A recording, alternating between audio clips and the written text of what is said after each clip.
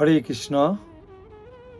জগৎগুরু শিল প্রভুপাদ কি জয়, শ্রী গুরু গৌরাঙ্গের জয় হোক। হরিনাম সংকীর্তন ইউটিউব চ্যানেলের পক্ষ থেকে আপনাদের সকলকে আবারও সুস্বাগতম। আজকে আপনাদের সামনে এসেছি আবার একটি নতুন ভিডিও নিয়ে। তো ভিডিওর হচ্ছে মূল আকর্ষণ যে আমরা এই যে আমিষ গ্রহণ করছি, মাছ মাংস ডিম আহার করছি, এই মাছ মাংস ডিম আহার করে কি হরিনাম করা যায় না? এই আমিষ আহার করে কি ভগবানকে পাওয়া যায় না? এই যে আমিষ আহারের কথা বারবার আপনারা বারণ করেন, সেটা কোন শাস্ত্রে লেখা আছে? এর শাস্ত্রীয় ভিত্তি কি? কি প্রমাণ আছে? তো আজকে এই সমস্ত বিষয়ে বিস্তারিতভাবে আলোচনা করব। তো আপনারা যারা এই চ্যানেলটি প্রতিনিয়ত দেখছেন, এখনও পর্যন্ত সাবস্ক্রাইব করেননি, তারা অবশ্যই চ্যানেলটিকে সাবস্ক্রাইব করে বেল আইকনটি অল করে দিন। এবং যারা নতুন দেখছেন এই চ্যানেলটি, তারা অবশ্যই সাবস্ক্রাইব করবেন এবং ভিডিওটি ভালো লাগলে বেশি বেশি সংখ্যক শেয়ার করে দেবেন, ঠিক আছে? এবং লাইক ও কমেন্ট করবেন। দেখতে থাকুন আজকের ভিডিও। হরে কৃষ্ণ।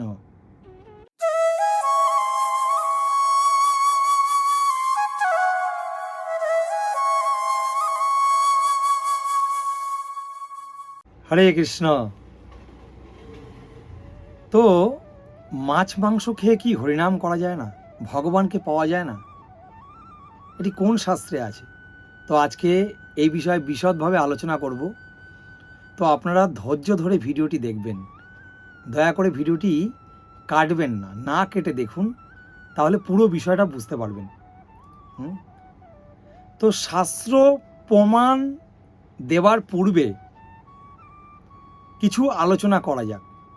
প্রথমত বলি যে এই যে মাছ মাংস ডিম এই সমস্ত আমিষ খাবার, এগুলো কাদের খাবার? হ্যাঁ, আমরা তো সকলেই জানি জীব হিংসা, জীবকে হত্যা করা মানেই হচ্ছে পাপ। যাদের উন্নত চেতনা দিয়েছেন ভগবান, অর্থাৎ জীব শ্রেষ্ঠ, সেটি হচ্ছে মানুষ। 84 লক্ষ যৌনি ভ্রমণ করে দুর্লভ মানব দেহ আমরা পেয়েছি। সেই সর্বশ্রেষ্ঠ জন্ম হচ্ছে মানব জন্ম, এবং সবথেকে উন্নত চেতনা হচ্ছে মানব সমাজে, অর্থাৎ মানব জাতির 5 প্রকারের চেতনা আছে: সংকুচিত চেতনা, আচ্ছাদিত চেতনা, মুকুলিত চেতনা, বিকশিত চেতনা এবং পূর্ণ বিকশিত চেতনা। তো মানুষের চেতনা মুকুলিত থাকে, পরবর্তীকালে গুরুর আশ্রয় গিয়ে সেটি ধীরে ধীরে বিকশিত হয় সেই চেতনা। তারপর সেই চেতনাটা কি আরও যখন জ্ঞান অর্জন হয়, ধীরে ধীরে পূর্ণ বিকশিত হয়। তো সবচেয়ে জীবশ্রেষ্ঠ হচ্ছে মানুষ। যেমন একটা সাপ একটি ব্যাঙকে ধরে তাকে আহার করছে, এবং মাছকে ধরেও আহার করছে। আবার একটি সাপকে একটি ময়ূর ধরে খাবে। এটাই প্রাকৃতিক আইন শৃঙ্খলা। একটা জীব আরেকটা জীবকে খেয়ে বাঁচবে।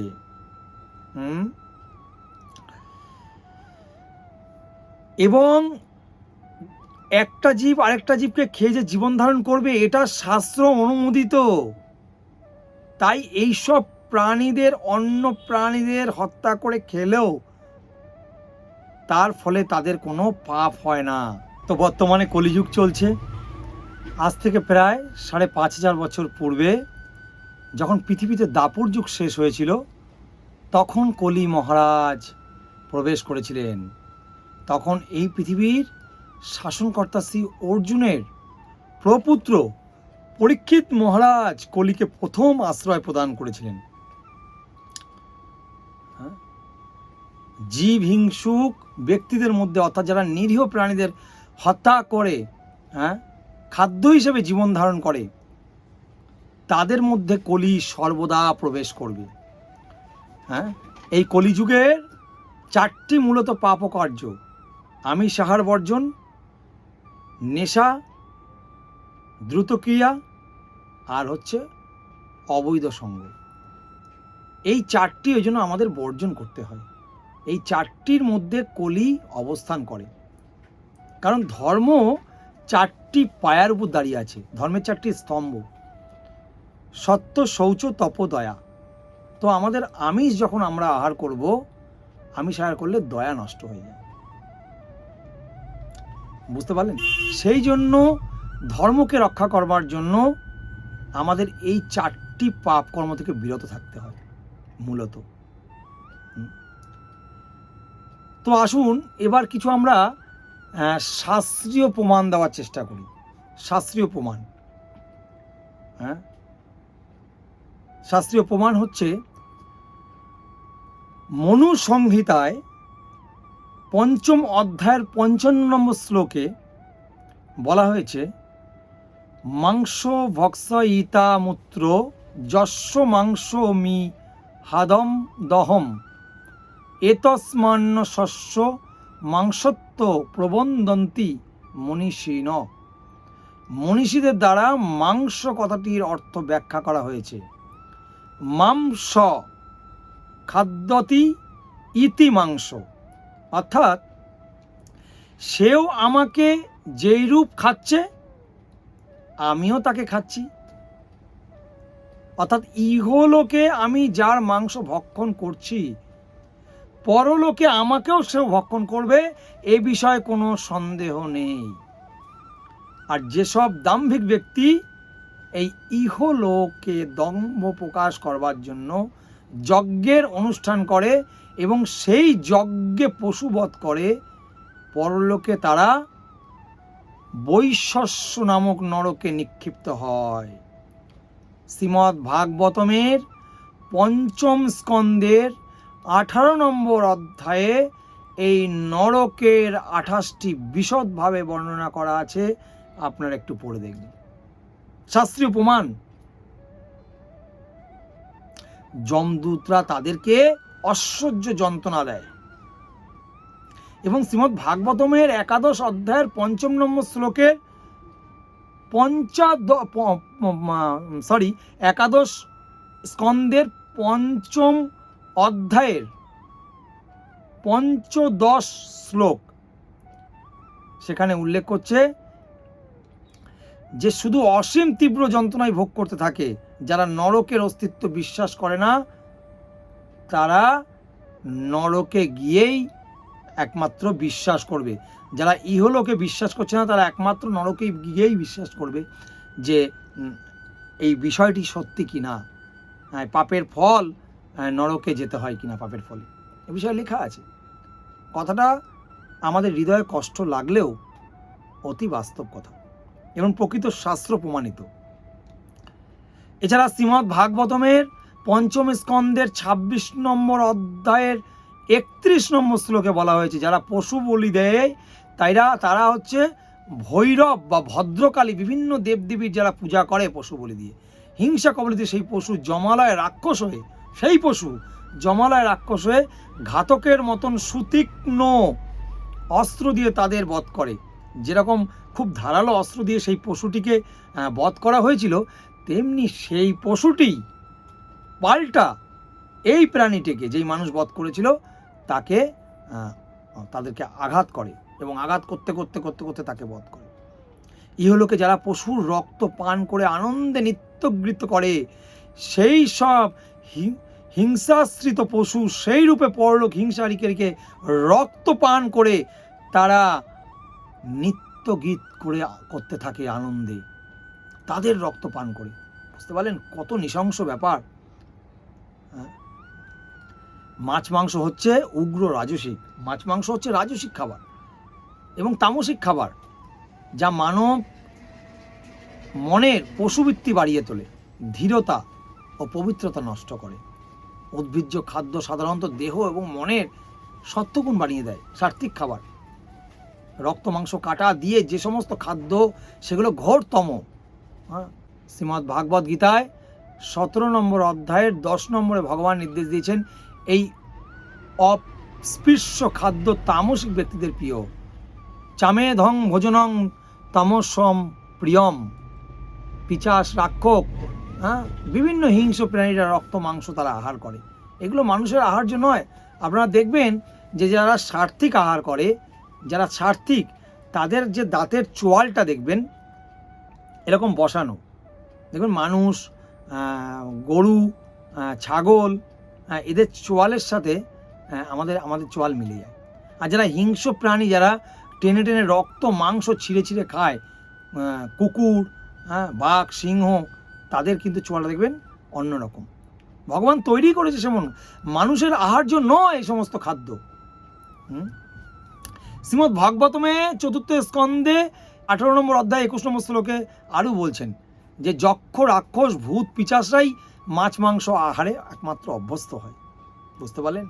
সাধারণ কোনো সত্যিকারের যারা ভালো মানুষের খাবার জন্য নয়, এগুলো মানুষের আহার্য নয়। অনেকে আবার বলে থাকেন, না আমরা তো মাংস আহার করি না, পোকামাকড়, মাংস, ডিম এগুলো খাই না, শুধু মাছটা একটু খাই। তো সেক্ষেত্রেও শাস্ত্রে বলা হয়েছে যো যস্য মাংস মৎস্যতি তস্মৎ স্বাদ উচ্চতে মৎস্যাদ শর্ম মাৎসদ সাদস্য স্মাদ সানো বিবজ্জয়েত। মনুসংহিতায় 5:15 বলা হয়েছে। অর্থাৎ যে যার মাংস খায় সেই ব্যক্তি তন্মাস সক্ষোদক, সেই প্রাণীর মাংস খাদক বলে কথিত হয়। তন্মাংস খাদক। কিন্তু মাছ সমস্ত প্রাণীর মাংস খায়, সব রকমের মরা প্রাণীর পচা দেহ মল মূত্রাদি খেতে অভ্যস্ত। সুতরাং একটি মাছ খাওয়া যা আর সব রকমের প্রাণীর মাংস খাওয়া একই, তাই মাছ খাওয়া সর্বত্র হয় পরিত্যাজ্য বলছে। শ্রীমদ্ ভাগবতমের 11 নম্বর স্কন্ধে 5 নম্বর অধ্যায়ের 14 নম্বর শ্লোকে বলা হচ্ছে ধর্মতত্ত্বে অনভিঘ্ন দুর্বিনীতি সাধুত্ব অভিমানী দুর্জন অসাধু ব্যক্তিরাই নিঃসংকোচিতে পশু হিংসা করে থাকে। বলা হয়েছে অনভিঘ্ন, দুর্বিনীতি, সাধুত্ব অভিমানী, দুর্জন, অসাধু, এই সমস্ত ব্যক্তিরাই পশু হিংসা করে। অতএব নরদেহ লাভ করে যারা বুদ্ধি বিপর্যয়ে মাংস খাচ্ছেন, তাদের অনুরূপভাবে ঋণ চক্র পরিশোধ করতে হবে। শাস্ত্রে এটাই বলছেন। হ্যাঁ, এটাই বাস্তব সত্য কথা। এই সমস্ত আহার করেও যদি ভগবান বিষ্ণুর বিগ্রহ পুজো করা হয়, তাহলেও ভগবান সন্তুষ্ট হয় না। এই সম্পর্কে ভাগবতমও বলা হচ্ছে তত হস্যাচং হরি কশ্চিৎ শ্রদ্ধায়াত সর্বজয়া উপাসত উপাস্থাপি নার্থদা পুরুষ দিশাম। অর্থাৎ তদন্তর কেউ কেউ শ্রী হরির অর্চা মূর্তি শ্রদ্ধা সহকারে নানানবিধ উপকরণ সাজিয়ে তারা পূজা করেন। কিন্তু জীব বিদেশী যারা, জীবের প্রতি যারা হিংসা করেন, সেই সব ব্যক্তিরা পূজা করলেও শ্রীমূর্তি পরমার্থ পদ হন না। শ্রীমদ্ ভাগবতমের 7ম স্কন্ধের 14 নম্বর অধ্যায় 43 নম্বরে বলা হয়েছে যে তাই যারা মাছ, মাংস, ডিম ভক্ষণ করেন তাদের দ্বারা ভগবান বিগ্রহ পূজা একেবারেই নিষিদ্ধ। এটা আমার নিজের মন গড়া কথা নয়। শ্রীমদ্ ভাগবতমের 7ম স্কন্ধের 14 নম্বর অধ্যায়ের 43 নম্বর শ্লোকে উল্লেখ আছে যারা মাছ, মাংস, ডিম আহার করেন তাদের দ্বারা ভগবানের শ্রী বিগ্রহকে পূজা একেবারেই নিষিদ্ধ। সেক্ষেত্রে বিকল্প কি? সেক্ষেত্রে আলেখ্য পুজো করতে পারেন আপনারা। আলেখ্য পুজো বা চিত্রপট, ছবিতে পুজো করতে। সেই প্রসঙ্গে শ্রীকৃষ্ণ প্রেমবর্তনী গ্রন্থ নির্দেশিত হয়েছে জীব হিংসা করে যদি নাহি প্রয়োজন। মনে করেন আপনি আপনার একটি মন্দিরে যাচ্ছেন, সেখানে একটা অপবিত্র একটি আমিষের পাত্র কি কখনো নিয়ে আপনি মন্দিরে ঢুকবেন? বলুন, ঢুকবেন না স্বাভাবিকভাবেই। কেননা আপনি জানেন যে মন্দিরটা পবিত্র জায়গা, ভগবানের স্থান, এখানে কোনো আমিষ পাত্র নিয়ে ঢোকা যাবে না। কিন্তু আপনি যদি এই সমস্ত আমাদের দেহের মধ্যে আমরা বিভিন্ন রকম আমিষ দ্রব্য যদি উদরে ঢোকাই, তাহলে কি হবে? এই যে বড় আমিষের পত্র নিয়ে, দেহ নিয়ে আমরা কিভাবে মন্দিরে প্রবেশ করব? আমাদের মন কি সুচিত থাকবে? আপনিই বলুন। কিভাবে ভগবানের বিগ্রহকে স্পর্শ করতে পারবো? কি করে আমাদের ভগবানের সেবায় এই অপবিত্র দেহ লাগবে? বিচারটা স্বয়ং আপনারাই করে দেখবেন। কারণ একটি নিরীহ পশুকে হত্যা করলে সেই পশুটির তারও কিন্তু স্ত্রী পুত্র আছে, তারও কিন্তু পরিজন আছে, তারও কিন্তু সন্তান আছে, তারও কিন্তু বাঁচার অধিকার ছিল এই পৃথিবীতে। কিন্তু তার আয়ু যতটুকু ছিল, তার আয়ুর আগে আমাদের নিজের জীবের লালসার জন্য, নিজের ইন্দ্রিয় তৃপ্তি করবার জন্য সেই নিরীহ পশুটিকে হত্যা করে আমরা সেই রক্ত মাংস হাড় আহার করছি। তাহলে একটু ভেবে দেখবেন যে কতটা আমরা নিরীহ কাজ করছি। সেই জন্য চেষ্টা করুন এই আমিষ আহার ধীরে ধীরে পরিত্যাগ করার। তো সেটা কিভাবে পরিত্যাগ করব সেটা আসছি আমরা পরবর্তীতে। সাধারণভাবে দেখুন, যদি আমাদের একটি কলসির মধ্যে আমরা যদি জল ভরি, সেই কলসিটা যদি ছিদ্র থাকে, তাহলে সেই কলসির জল কোনোদিনও পূর্ণ হবে? একদিক দিয়ে জল ভরবে, একদিক দিয়ে ছিদ্র দিয়ে বেরিয়ে যাবে। হ্যাঁ, তেমনি আমাদের শরীরে যদি কোনো স্কিন ডিজিজের কোনো রোগ হয়, ডক্টরকে যদি আমরা দেখাতে যাই, তো ডক্টর আমাদের একটি ট্যাবলেট দেবেন বা মলম দেবেন। তো আমরা ট্যাবলেটও খাবো, মলমও লাগাবো। আবার একদিক দিয়ে ডাক্তার যেগুলো বারণ করেছে, ধরুন ডাক্তার বারণ করেছে বেগুন খেতে, ডিম খেতে, মাংস খেতে, আমরা সেগুলো আহার করছি একদিক দিয়ে ওষুধও লাগাচ্ছি। তাহলে কি আমার রোগ সারবে? কোনো দিনও সারবে না। তেমনি হরিনামও আমরা করব একদিক দিয়ে, আবার একদিক দিয়ে পাপ কাজও করব। সেটা কি করে হবে? একদিক দিয়ে জীব হত্যা করব, নিরীহ পশুদের হত্যা করে আহার করব, আবার এদিকে হরিনাম করব। তাহলে আমরা কি করে সেই হরিনামের পূর্ণ ফল পাবো? বিচারটা আপনারাই করে দেখবেন, তাই না? তো সেই জন্য আমাদের যে দশবিধি নাম অপরাধের মধ্যে সপ্তম নাম অপরাধ হচ্ছে নামের বলে পাপ আচরণ করা। ভগবানের নাম একদিক দিয়ে করব, আর একদিক দিয়ে পাপ আচরণ করব। আমি তো নাম করছি, আমার পাপ ক্ষয় হয়ে যাবে। কারণ শাস্ত্রে বলছে, এক হরিনামে যত পাপ হরে, পাপীর সাধ্য নাই তত পাপ করে। মানে একটা এই যে হরে কৃষ্ণ কৃষ্ণ কৃষ্ণ হরে হরে, হরে রাম রাম রাম হরে হরে, এই যে মহামন্ত্র কলিযুগের যুগধর্ম, এই নাম করবার ফলে যেই পাপ হরণ হয়ে যায়, পাপীর সাধ্য নয় তত পাপ করার। সেটা কিভাবে? অবশ্যই শুদ্ধ হরিনাম করতে হবে। অপরাধযুক্ত নাম করলে হবে না। আমরা অপরাধযুক্ত নাম করে ফেলি। সেই জন্য আমরা হরিনামের যে এত রস আস্বাদন করতে পারি না। সেই জন্য আসুন আমরা ধীরে ধীরে এই মূলত 4টি পাপ কর্ম থেকে আমরা ধীরে ধীরে সরে আসি। পাপ কর্ম থেকে কি করে করব? সেটা একমাত্র হরিনাম করবার ফলে হবে। একটা সুরার বোতল রাখলে যেমন ভগবানের সেবায় সেটা লাগবে না, কিন্তু মনে করুন গঙ্গার পাড়ে একটি ছোট্ট ডোবা আছে, এবং সেই ডোবা থেকে সে একটু একটু করে গঙ্গা জল পড়ছে, কিন্তু যখন একটু একটু করে গঙ্গা জল ঢুকছে, সেই ডোবাটা পচাই থেকে যাচ্ছে।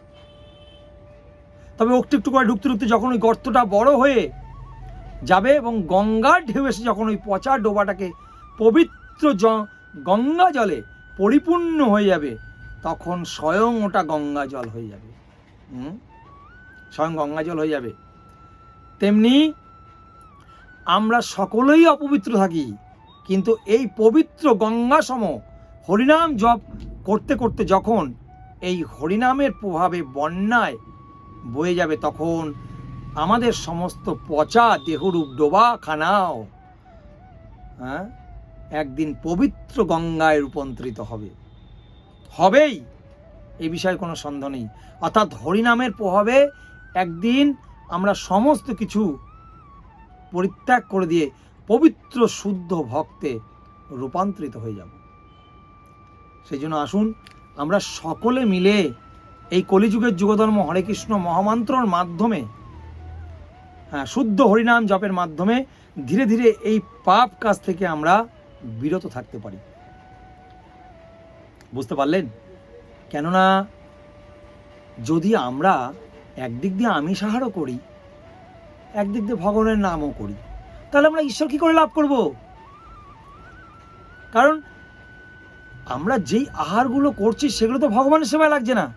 ভগবান তো তিনি নিজেই বলেছেন, নবম অধ্যায়ের 26 নম্বর শ্লোকে ভগবান বলেছেন, পত্রং পুষ্পং ফলং তোং যমে ভক্তা প্রযচ্ছতি তদহং ভক্ত প্লুতস্লামি প্রযৎমানা আত্মনো। যে বিশুদ্ধ চিত্র নিষ্কাম ভক্ত ভক্তি সহকারে আমাকে পত্র, পুষ্প, ফল, জল অর্পণ করেন, আমি তার সেই ভক্তিপূত উপহার প্রীতি সহকারে গ্রহণ করি। ভগবান এখানে এই জন্য বলেছেন যে পত্র পুষ্প, ভগবানকে বিভিন্ন শাক, সবজি, ব্যঞ্জন রান্না করে দিতে পারেন। ভগবান কখনো আমিষ গ্রহণ করেন না। ভগবান আমিষ খাওয়ার এখানে পারমিশন দেননি।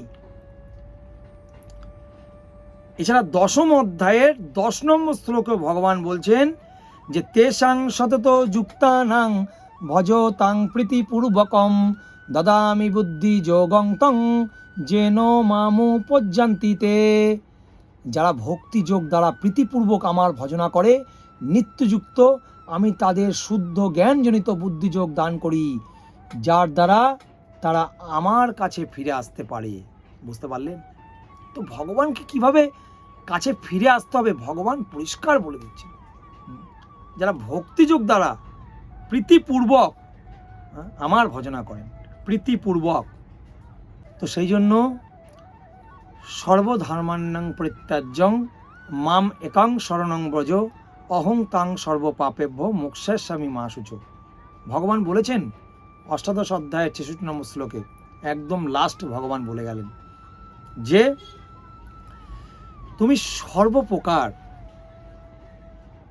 ধর্ম পরিত্যাগ করে, সকাম কর্ম পরিত্যাগ করে কেবল আমার শরণাগতি হও, আমার শরণাপন্ন হও, আমি তোমাকে সর্বপাপ থেকে মুক্ত করব, তুমি দুঃখ করো না। এবং আমি কথা দিচ্ছি, ভগবান বলেছেন এই কথা। তো সেই জন্য আসুন আমরা সকলে এই হরে কৃষ্ণ মহামন্ত্র, কলিযুগের যুগধর্ম, এটা বেশি বেশি করে আমাদের জপমালার দ্বারায় জপ করে আমরা এই ভগবানের প্রিয় হতে পারি। এবং ধীরে ধীরে আমাদের হৃদয়ের কলুষতা আস্তে আস্তে এই পাপ কর্মগুলো ভগবানই হরণ করে নেবেন। আপনারা শুদ্ধ হরিনাম জপ করুন। এই কলিযুগের যুগধর্ম এই জপের মাধ্যমেই একমাত্র সম্ভব, এছাড়া আর কোনো বিকল্প রাস্তা নেই। একমাত্র সাধু সঙ্গ এবং হরিনাম জপের মাধ্যমেই আমাদের এই পাপ কর্ম, কোটি কোটি বছরের অভ্যস্ত হয়ে রয়েছে যেই পাপ কর্মে, সেই পাপ কর্ম থেকে আমরা বিরত হতে পারব। ঠিক আছে? তো আজকের ভিডিও এটাই ছিল বলার আপনাদের। তো আপনারা চেষ্টা করুন সকলে ভগবানকে ভোগ নিবেদন করে প্রসাদ পাওয়ার। প্রসাদ মানে হচ্ছে ভগবানের কৃপা। আপনারা চেষ্টা করুন ভগবানকে ভোগ লাগিয়ে প্রসাদ পাওয়ার। ধীরে ধীরে তাহলে আমরা এই পাপ কর্ম থেকে মুক্ত হতে পারব এবং অচিরেই আমাদের নিত্য আলয় ভগবত ধামে ফিরে যেতে পারব। এই বিষয়ে কোনো সন্দেহ নেই, ভগবান তো বলেছেন, বলুন। তো সেই জন্যই আপনারা চেষ্টা করুন এই ইসকন প্রভুপাদের যে সংস্থা, আন্তর্জাতিক কৃষ্ণ ভাবনামৃত সংঘ তথা ইসকনের সাথে যুক্ত হয়ে আপনারা সাধুসঙ্গ করুন, হরিনাম জপ করুন বেশি বেশি করে করে মানুষ্য জীবনকে সার্থক করে তুলুন। তো আজকে এখানেই আমার বক্তব্য বিরাম দিচ্ছি। তো আগামী ভিডিও পেতে আপনারা অবশ্যই চ্যানেলটিকে সাবস্ক্রাইব করুন, বেশি বেশি করে লাইক, শেয়ার ও কমেন্ট করুন। আর আসছে খুব একটি নতুন ভিডিও, সেই জন্য অপেক্ষায় থাকবেন। হরে কৃষ্ণ। জগৎগুরু শিল প্রভুপাদ কি জয়। নিতাই গৌর সীতানাথ প্রেমানন্দের হরি হরি বল।